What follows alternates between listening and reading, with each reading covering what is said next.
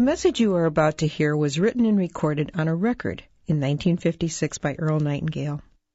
This message is the answer to the question that he had been searching for from the time he was about 9 years old.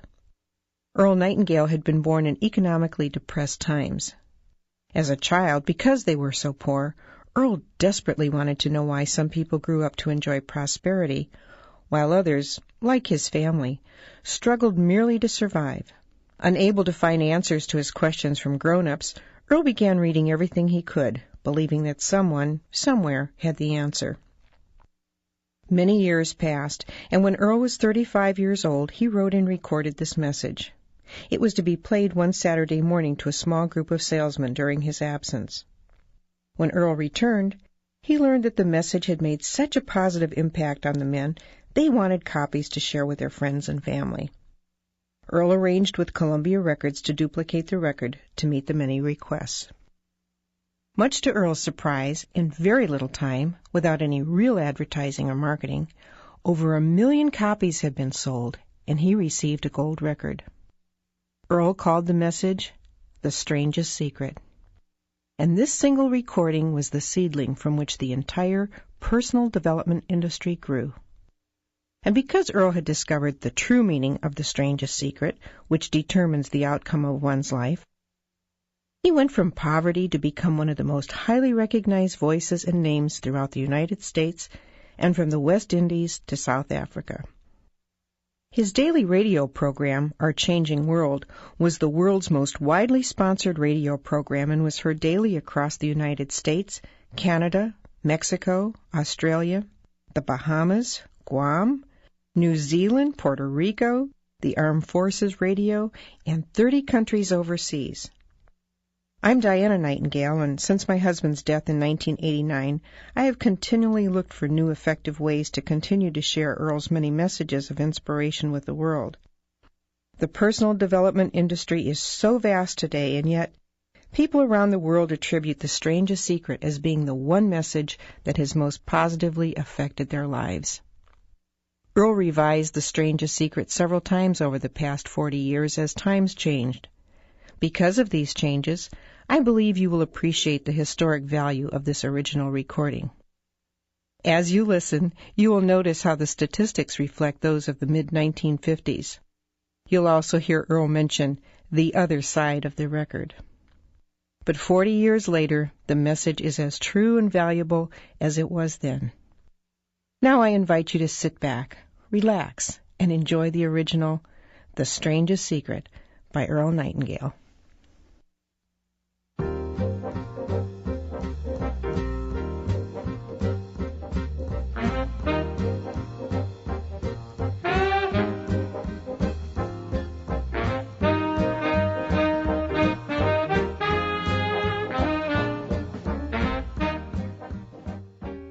I'd like to tell you about the strangest secret in the world.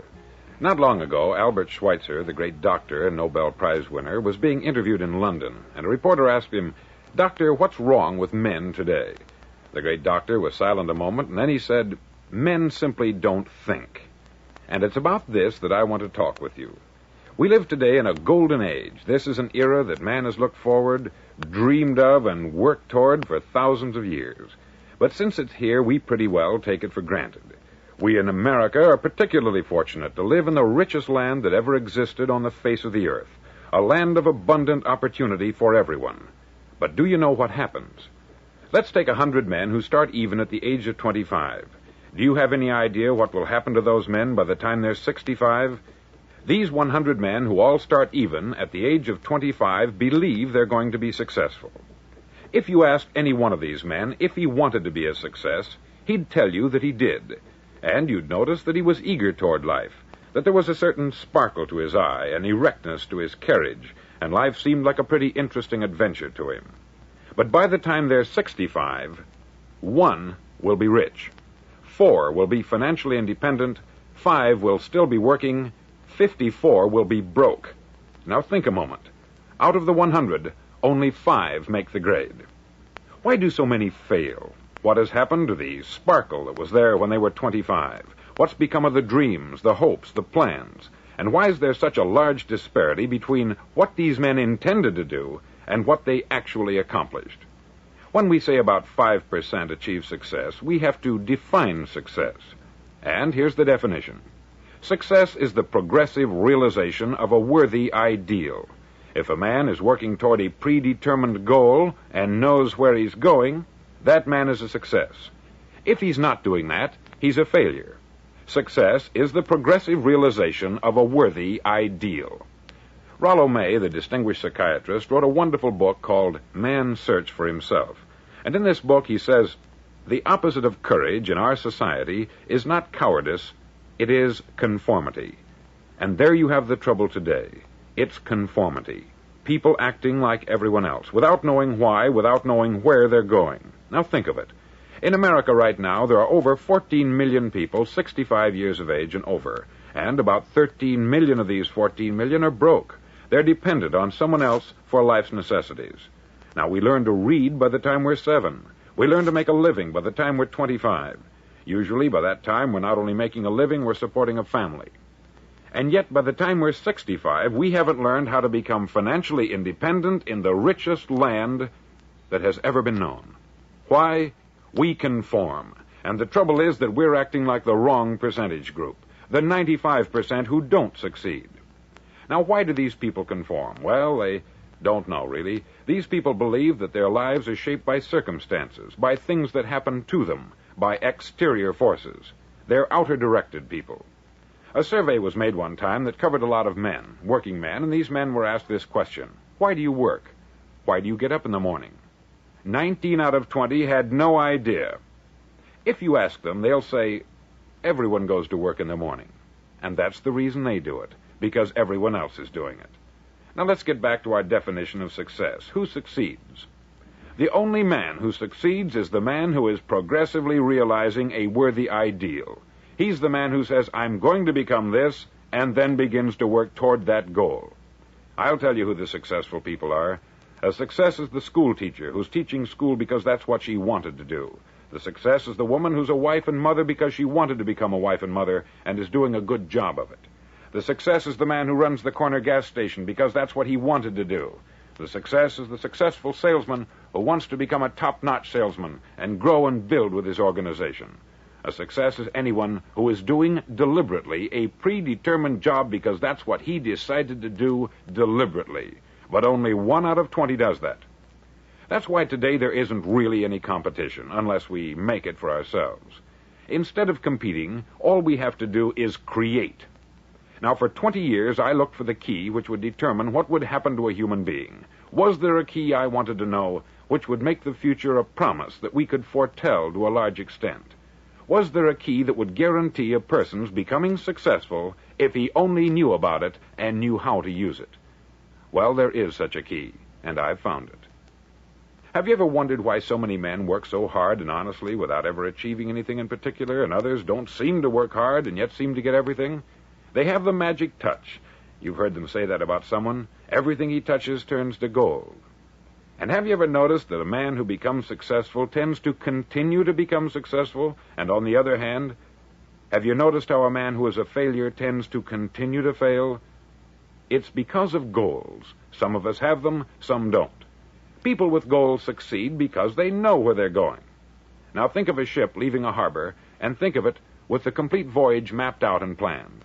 The captain and crew know exactly where it's going and how long it will take. It has a definite goal. 9,999 times out of 10,000, it will get to where it started out to get.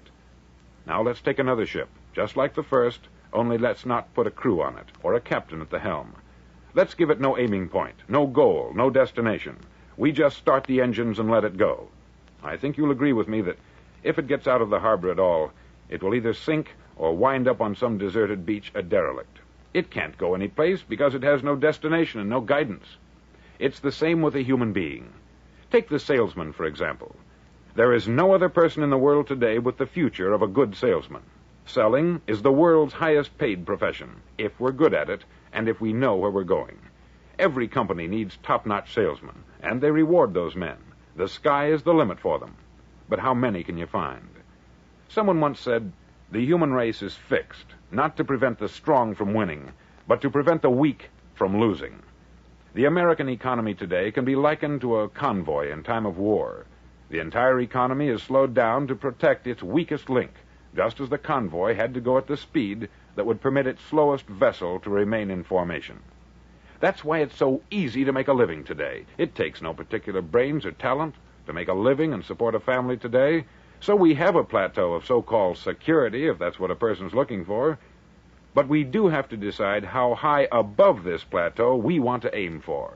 Now let's get back to the strangest secret in the world, the story that I wanted to tell you today. Why do men with goals succeed in life and men without them fail? Well, let me tell you something which, if you really understand it, will alter your life immediately. If you understand completely what I'm going to tell you from this moment on, your life will never be the same again. You'll suddenly find that good luck just seems to be attracted to you. The things you want just seem to fall in line. And from now on, you won't have the problems, the worries, the gnawing lump of anxiety that perhaps you've experienced before. Doubt, fear, well, they'll be things of the past. Here's the key to success, and the key to failure. We become what we think about. Now let me say that again. We become what we think about. Throughout all history, the great wise men and teachers, philosophers and prophets have disagreed with one another on many different things. It is only on this one point that they are in complete and unanimous agreement. Listen to what Marcus Aurelius, the great Roman emperor, said. He said, "A man's life is what his thoughts make of it." Disraeli said this, "Everything comes if a man will only wait. I have brought myself by long meditation to the conviction that a human being with a settled purpose must accomplish it, and that nothing can resist a will that will stake even existence for its fulfillment." Ralph Waldo Emerson said this, "A man is what he thinks about all day long." William James said, "The greatest discovery of my generation is that human beings can alter their lives by altering their attitudes of mind." And he also said, "We need only in cold blood act as if the thing in question were real, and it will become infallibly real by growing into such a connection with our life that it will become real. It will become so knit with habit and emotion that our interest in it will be those which characterize belief." He also said this, "If you only care enough for a result, you will almost certainly attain it. If you wish to be rich, you will be rich. If you wish to be learned, you will be learned. If you wish to be good, you will be good. Only you must then really wish these things, and wish them exclusively, and not wish at the same time 100 other incompatible things just as strongly." In the Bible you read, in Mark 9:23, "If thou canst believe, all things are possible to him that believeth." Dr. Norman Vincent Peale said this, "This is one of the greatest laws in the universe. Fervently do I wish I had discovered it as a very young man. It dawned upon me much later in life, and I've found it to be one of the greatest, if not my greatest discovery, outside of my relationship to God. And the great law, briefly and simply stated, is that if you think in negative terms, you'll get negative results. If you think in positive terms, you will achieve positive results. That is the simple fact which is at the basis of an astonishing law of prosperity and success. In 3 words, believe and succeed." William Shakespeare put it this way, "Our doubts are traitors, and make us lose the good we oft might win by fearing to attempt." George Bernard Shaw said, "People are always blaming their circumstances for what they are. I don't believe in circumstances. The people who get on in this world are the people who get up and look for the circumstances they want, and if they can't find them, make them." Well, it's pretty apparent, isn't it? And every person who discovered this, for a while believed that he was the first one to work it out. We become what we think about. Now, it stands to reason that a person who's thinking about a concrete and worthwhile goal is going to reach it, because that's what he's thinking about. And we become what we think about. Conversely, the man who has no goal, who doesn't know where he's going, and whose thoughts must therefore be thoughts of confusion and anxiety and fear and worry, becomes what he thinks about. His life becomes one of frustration, fear, anxiety, and worry. And if he thinks about nothing, he becomes nothing. Now, how does it work? Why do we become what we think about? Well, I'll tell you how it works as far as we know. Now, to do this, I want to tell you about a situation that parallels the human mind. Suppose a farmer has some land, and it's good, fertile land. Now, the land gives the farmer a choice. He may plant in that land whatever he chooses. The land doesn't care. It's up to the farmer to make the decision. Now, remember, we're comparing the human mind with the land, because the mind, like the land, doesn't care what you plant in it. It will return what you plant, but it doesn't care what you plant. Now, let's say that the farmer has two seeds in his hand. One is a seed of corn, the other is nightshade, a deadly poison. He digs two little holes in the earth, and he plants both seeds, one corn, the other nightshade. He covers up the holes, waters, and takes care of the land, and what will happen? Invariably, the land will return what is planted. As it's written in the Bible, as ye sow, so shall ye reap. Remember, the land doesn't care. It will return poison in just as wonderful abundance as it will corn. So up come the two plants, one corn, one poison. Now, the human mind is far more fertile, far more incredible and mysterious than the land, but it works the same way. It doesn't care what we plant. Success, failure. A concrete, worthwhile goal, or confusion, misunderstanding, fear, anxiety, and so on. But what we plant, it will return to us. You see, the human mind is the last great unexplored continent on the earth. It contains riches beyond our wildest dreams. It will return anything we want to plant. Now, you might say, well, if that's true, why don't people use their minds more? Well, I think they've figured out an answer to that, too. Our mind comes as standard equipment at birth. It's free, and things that are given to us for nothing, we place little value on. Things that we pay money for, we value. The paradox is that exactly the reverse is true. Everything that's really worthwhile in life came to us free. Our mind, our soul, our body, our hopes, our dreams, our ambitions, our intelligence, our love of family and children and friends. All these priceless possessions are free, but the things that cost us money are actually very cheap and can be replaced at any time. A good man can be completely wiped out and make another fortune. He can do that several times. Even if our home burns down, we can rebuild it, but the things we got for nothing, we can never replace.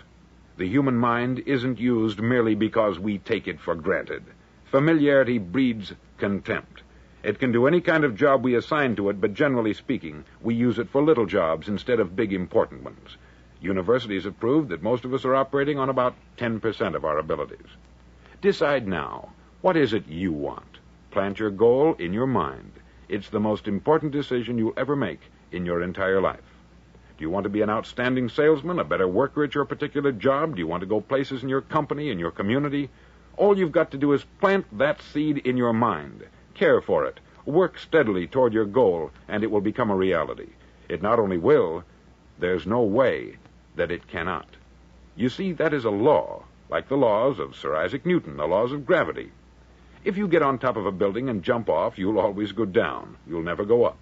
And it's the same with all the other laws of nature. They always work. They're inflexible. Think about your goal in a relaxed, positive way. Picture yourself in your mind's eye as having already achieved this goal. See yourself doing the things you will be doing when you've reached your goal. Ours has been called the phenobarbital age, the age of ulcers and nervous breakdowns.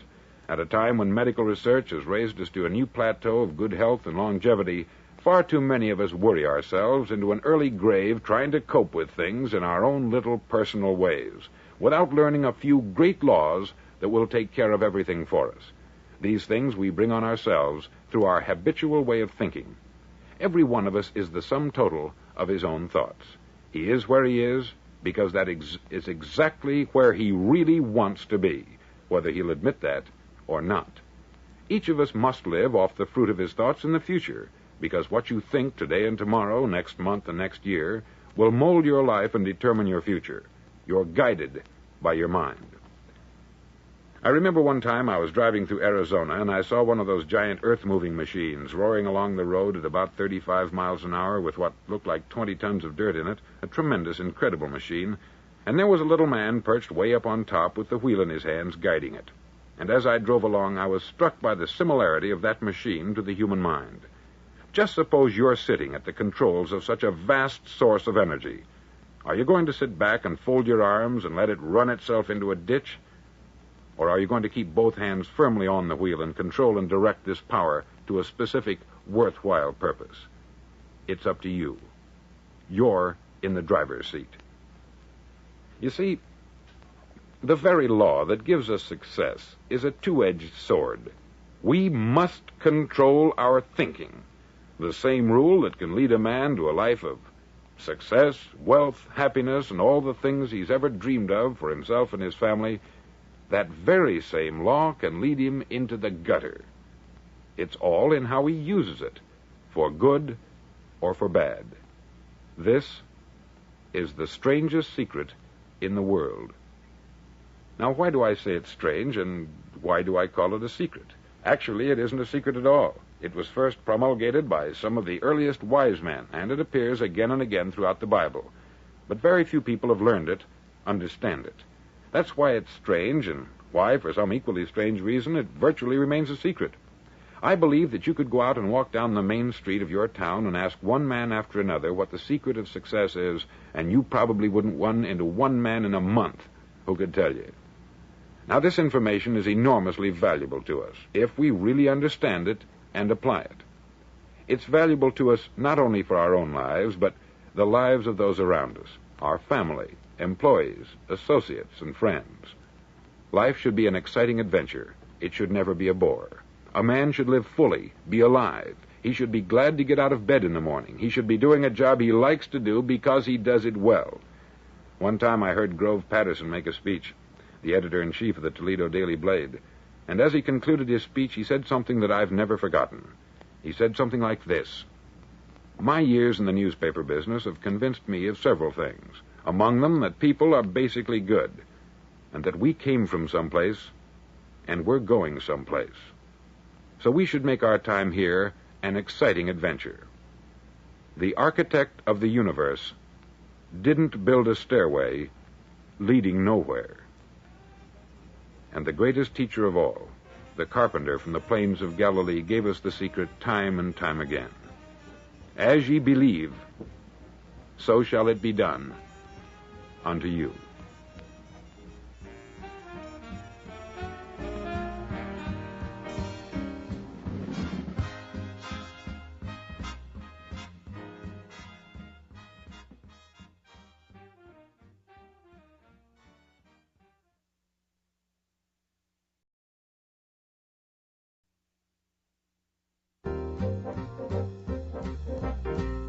On side number 1 of this record, I've explained the strangest secret in the world and how it works.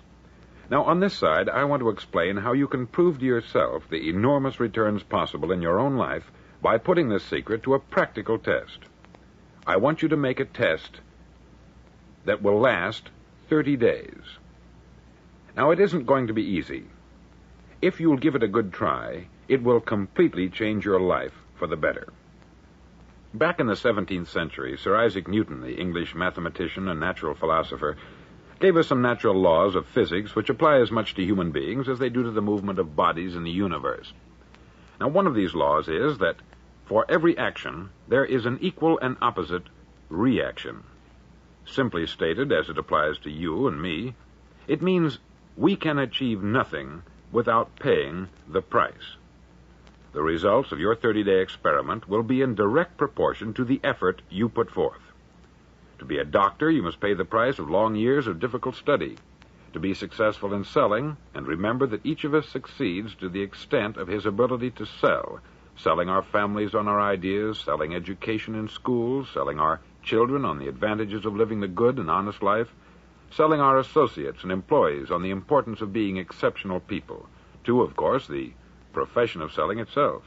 But to be successful in selling our way to the good life, we must be willing to pay the price. Now, what is that price? Well, it's many things.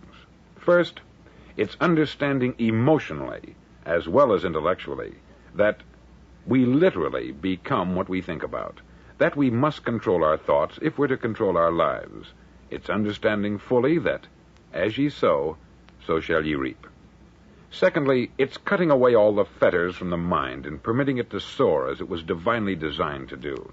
It's the realization that your limitations are self-imposed and that the opportunities for you today are enormous beyond belief.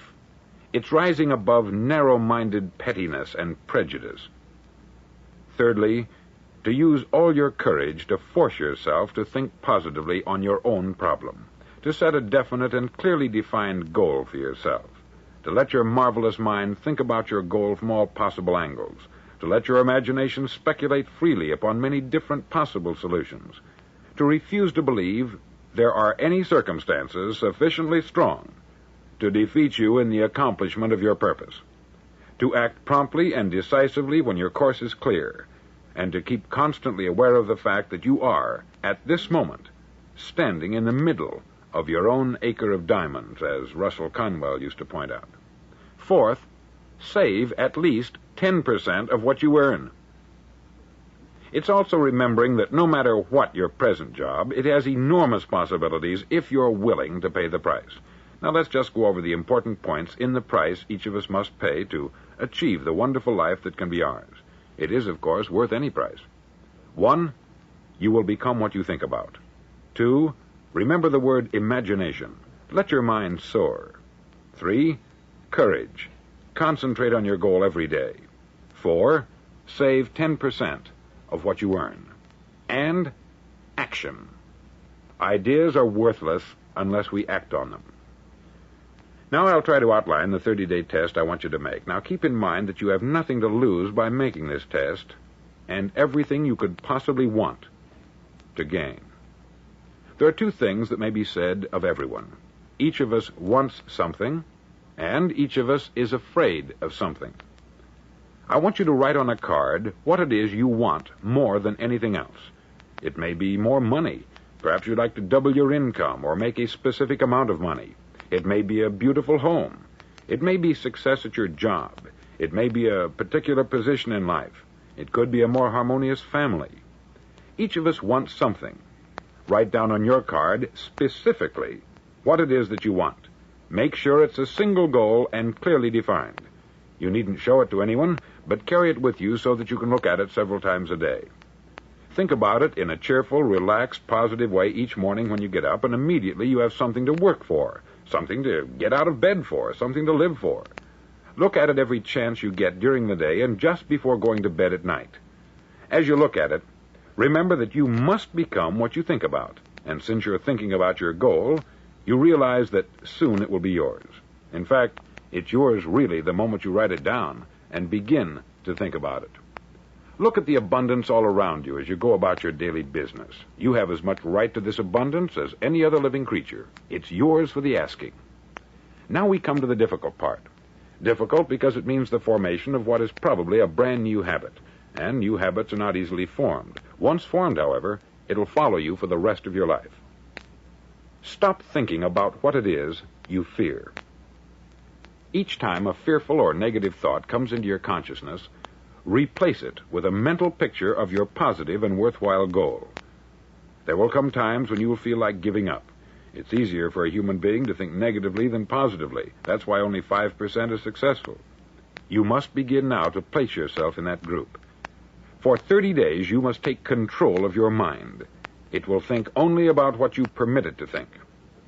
Each day for this 30-day test, do more than you have to do. In addition to maintaining a cheerful, positive outlook, give of yourself more than you've ever done before. Do this knowing that your returns in life must be in direct proportion to what you give. The moment you decide on a goal to work toward, you're immediately a successful person. You're then in that rare and successful category of people who know where they're going. Out of every 100 people, you belong to the top 5. Don't concern yourself too much with how you're going to achieve your goal. Leave that completely to a power greater than yourself. All you have to do is know where you're going. The answers will come to you of their own accord. Remember these words from the Sermon on the Mount, and remember them well. Keep them constantly before you this month of your test. Ask, and it shall be given you. Seek, and ye shall find. Knock, and it shall be opened unto you. For every one that asketh receiveth, and he that seeketh findeth, and to him that knocketh it shall be opened. It's as marvelous and as simple as that. In fact, it's so simple that in our seemingly complicated world, it's difficult for an adult to understand that all he needs is a purpose and faith. For 30 days, do your best. If you're a salesman, go at it as you've never done before, not in hectic fashion, but with the calm, cheerful assurance that time well spent will give you the abundance in return you deserve and want. If you're a homemaker, devote your 30-day test to complete giving of yourself without thinking about receiving anything in return, and you will be amazed at the difference it makes in your life.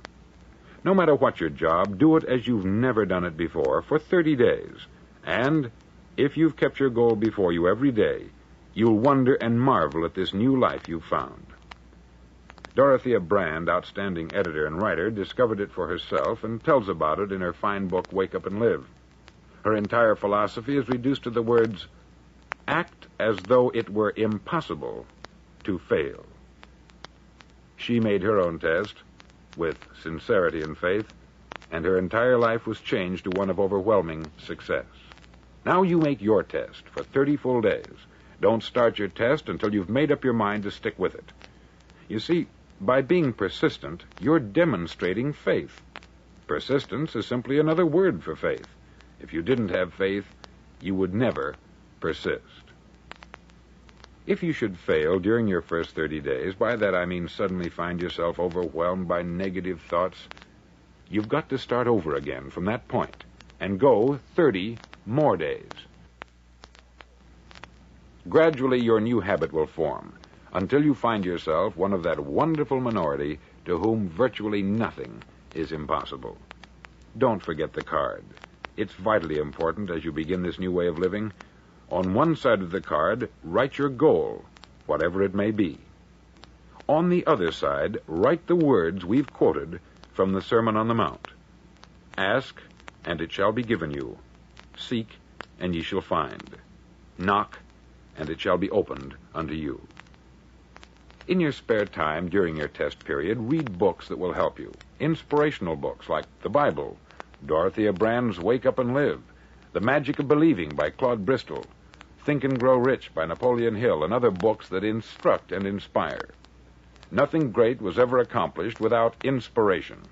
See that during these crucial first 30 days, your own inspiration is kept at a peak. Above all, don't worry. Worry brings fear, and fear is crippling.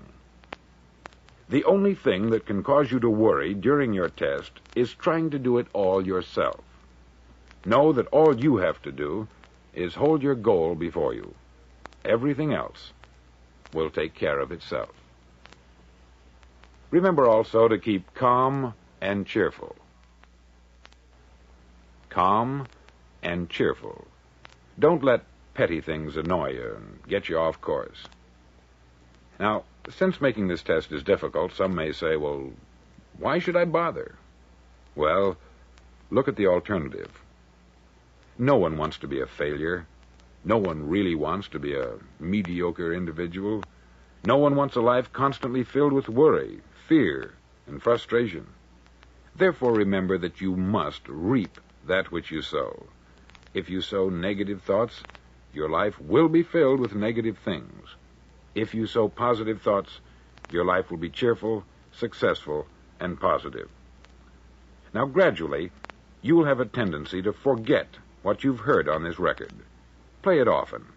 Keep reminding yourself of what you must do to form this new habit. Gather your whole family about and listen to what's been said here at regular intervals. You know, most men will tell you that they want to make money without understanding the law. The only people who make money work in the mint. The rest of us must earn money. This is what causes those who keep looking for something for nothing or a free ride to fail in life. The only way to earn money is by providing people with services or products which are needed and useful. We exchange our product or service for the other man's money. Therefore, the law is that our financial return will be in direct proportion to our service. Success is not the result of making money. Making money is the result of success. And success is in direct proportion to our service. Most people have this law backwards. They believe that you're successful if you earn a lot of money. The truth is that you can only earn money after you're successful. It's like the story of the man who sat in front of the stove and said to it, "Give me heat, and then I'll add the wood." How many men and women do you know, or do you suppose there are today, who take the same attitude toward life? There are millions. We've got to put the fuel in before we can expect heat. Likewise, we've got to be of service first before we can expect money. Don't concern yourself with the money. Be of service. Build, work, dream, create. Do this, and you'll find there's no limit to the prosperity and abundance that will come to you. Prosperity is founded upon a law of mutual exchange. Any person who contributes to prosperity must prosper in turn himself. Sometimes the return will not come from those you serve, but it must come to you from someplace, for that is the law. For every action, there is an equal and opposite reaction. As you go daily through your 30-day test period, remember that your success will always be measured by the quality and quantity of service you render, and money is a yardstick for measuring this service. No man can get rich himself unless he enriches others. There are no exceptions to a law. You can drive down any street in America and from your car estimate the service that's being rendered by the people living on that street. Had you ever thought of this yardstick before? It's interesting. Some, like ministers and priests and other devoted people, measure their returns in the realm of the spiritual, but again, their returns are equal to their service. Once this law is fully understood, any thinking person can tell his own fortune. If he wants more, he must be of more service to those from whom he receives his return. If he wants less, he has only to reduce this service. This is the price you must pay for what you want. If you believe you can enrich yourself by deluding others, you can only end by deluding yourself. Just as surely as you breathe, you'll get back what you put out. Don't ever make the mistake of thinking you can avert this. It's impossible.